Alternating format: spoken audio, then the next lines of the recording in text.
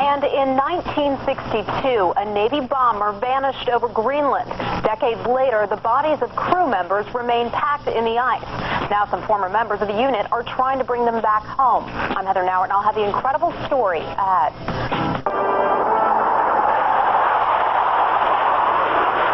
It is Veterans Day, honoring all those who have served. Heather Nauert is here with the story of some lost airmen in the effort to bring their bodies home. That's right, John. Well, it was 1962, the height of the Cold War, and an anti-submarine reconnaissance plane called a P-2 Neptune was on patrol. The plane crashed in a remote part of Greenland, killing all 12 men aboard the plane. The crash site was found in 1966, 4 years later after the crash, and some of the crew's remains were recovered then, but at least 2 crew members were not. Joining me from Knoxville, Tennessee is Bob Petway, a former member of the squadron.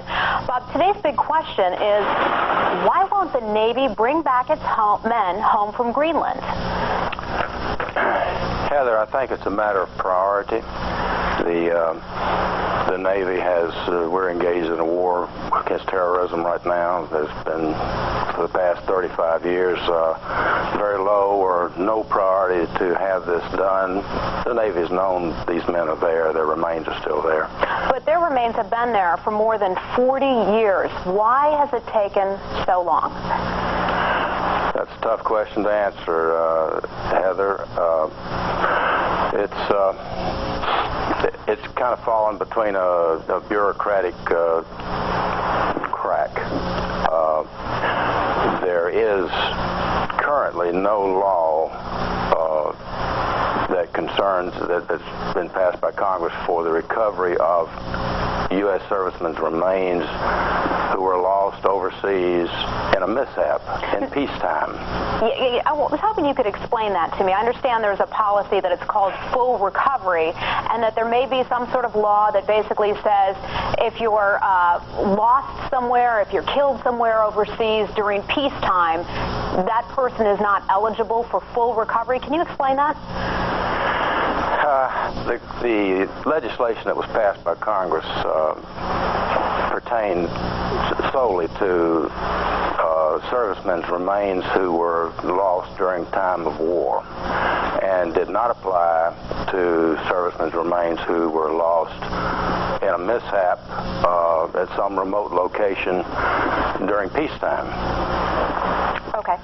So there's no funding. Okay. I guess we'll have to see if the funding eventually does come through. But just stepping back for a minute, I understand that geologists were actually the ones to have found the remains of these men back in 1966. The geologists, and these are pictures, I believe, that were taken by the geologists that we're looking at now, returned again to the scene in 1995. What did the geologists see when they returned in 1995? One of the returning geologists was Dr. Charles Kent Brooks. From a helicopter, he, in 1995, on his second trip to the area, out of curiosity, he flew over the wreckage of the aircraft, and he observed human remains that were still there at the location. So 35 plus years later, you could actually see the remains of these men frozen in the ice? That's correct, Heather. Actually, they're not frozen in the ice. They're on the ice. This is the place where they crashed is close to the coastline, and the snow melts every summer. It doesn't accumulate and form ice. So 1 month of the year, there's a 1 month of opportunity, and that's August of each year, that the remains and the wreckage would be visible and on the ice. Okay, well, Mr. Petway, we're going to have to leave it there, but we'll stay on top of this for you, and I want to thank you for your service to our country and for coming in today. Now, since it's a holiday, we weren't able to reach the Navy for comment on this, but the division of the Navy that actually handles casualties is recommending that this recovery operation get the money it needs. However, a final decision has not yet been made. John? That's amazing. I mean, how much money could be needed? Heather, thanks a lot. Okay. First of all, what your name and your rank when you were in the military? Herbert Payne, is ADR 2. What years were you in vp-5? 1961 through 1963. Okay, and so you knew the crew that was lost in Greenland? Yeah, I knew some of the crew members, not all of them. Okay. I knew the plane captain, Bob Hurst. He was a personal friend of mine, and he was really the only one that I was, really familiar with. Okay, and you are aware that the government's not sending a second recovery mission because they're calling it a peacetime mishap? Yeah, I've heard that. Of course, the last reunion we had. Okay, and basically, I just want you to just tell us anything you'd like to say about what you think about sending a second recovery mission, and just any comments that you have for it. I personally think it's just shameful that they leave our guys lay on a glacier all these years, and they know basically where they are, and they won't make an effort to go get them. And as far as I'm concerned, that doesn't do much for the people that serve in this country today.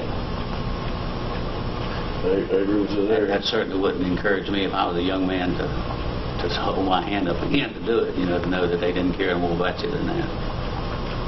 And did you also read the story about the Antarctic Mayday and the lost crew from 1946? No, I don't think I read that. Okay, there's 3 bodies that still remain on the ice in the Antarctic that haven't been recovered, because that also was a peacetime mishap. But we're going to do everything we can to pressure Congress and the government to send a second recovery mission. I guess any other comments that you have? No more. It's like I just told you before we started interviewing. We were just on a test flight, for a maintenance test flight, when the crew reported them overdue.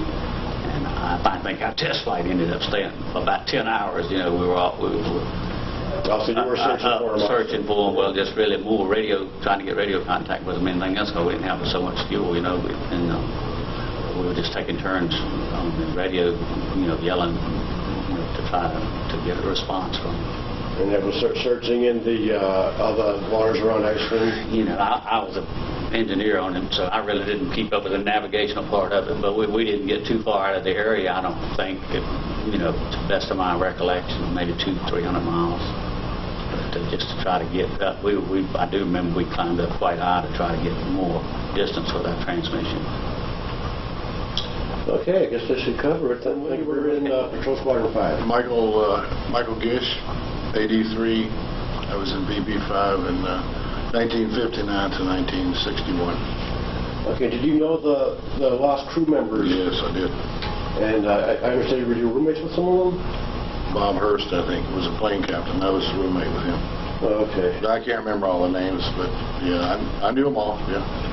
And have you been aware that the government have not sent a second recovery mission, that there are still bodies remaining in the crash site? I've heard the system is bogged down. There's nothing happening. Nobody's doing anything. So basically, I just want just ask any comments that you have, what you think about them sending a second recovery mission, or any comments that you have about it. I think that from what I heard before, that the snow melts or goes down to a certain level, that at a certain time of year that they can see them or have seen them or know where the area is, that I think the government could send a group in there at that time of year and at least retrieve them.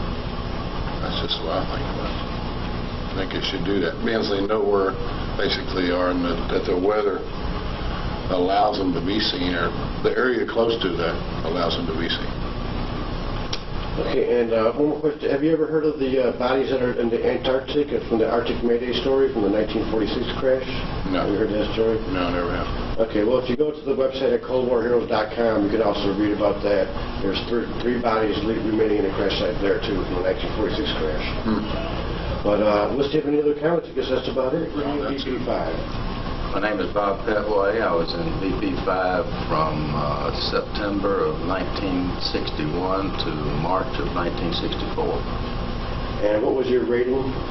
I was an aviation electronics technician, 3rd class petty officer. And were you friends with, or you knew the lost crew members? I knew them. I knew all of them except the Dr. Brown. Of course, I've never met Dr. Brown, but I knew the others. There were a couple that were pretty good friends of mine. One that was one of my running mates, Norman Russell. We used to hit the beach a lot together. But yes, I knew all the crew members except the doctor that was from Cavalry. Okay, and now, Mr. Pepper, you were one of the instrumental people in trying to encourage the government in sending a second recovery mission.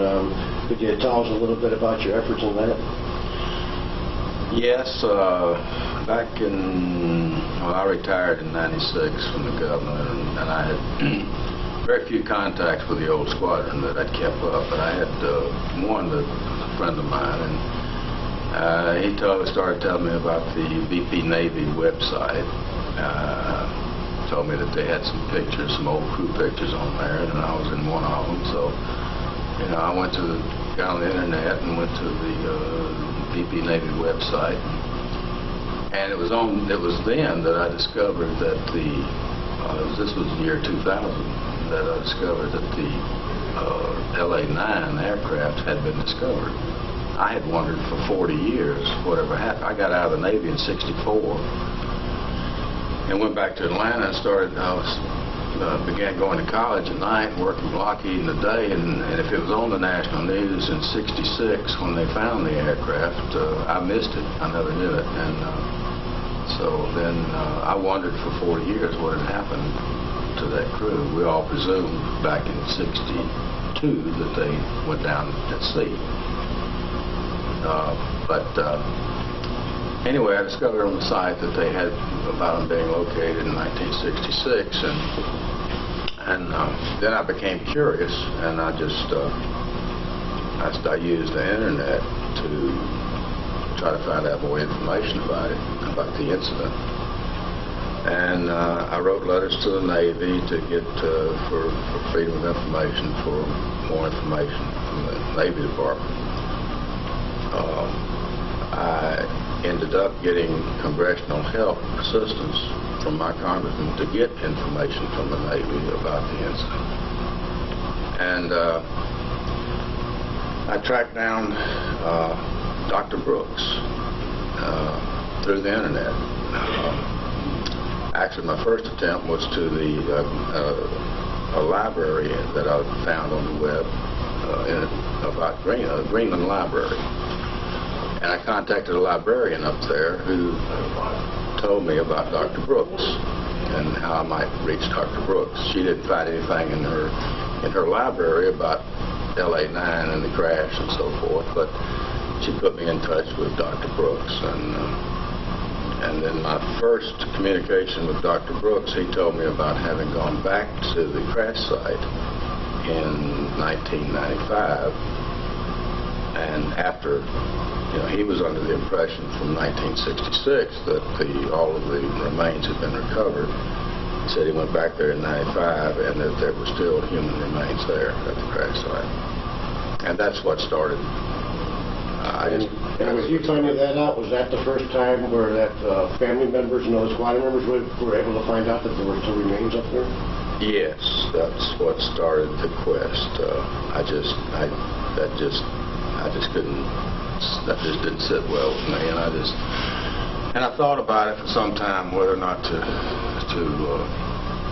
let the family members know. It's been 40 years, but eventually we did that, and I had several others helping me. Don Latimer was instrumental in locating people. Don's very good he's a genealogist, and he was very good at locating families and surviving family members of those crew members 40 years after the fact.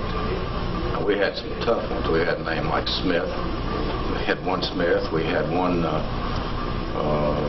Brown. People moved, people died. It was tough to find the next of kin on quite a few of them. We have located all of the next of kin of all 12 crew members that are still alive. We found the families and got the families involved in trying to get the Navy to go back and make a second full recovery. In your efforts in trying to get the Navy and the government to send a second recovery, I understand that they're calling this incident a peacetime mishap, as well as the incident from 1946 in the Antarctic. Can you tell us what you know about what this has to do with recovering the bodies or not? Well,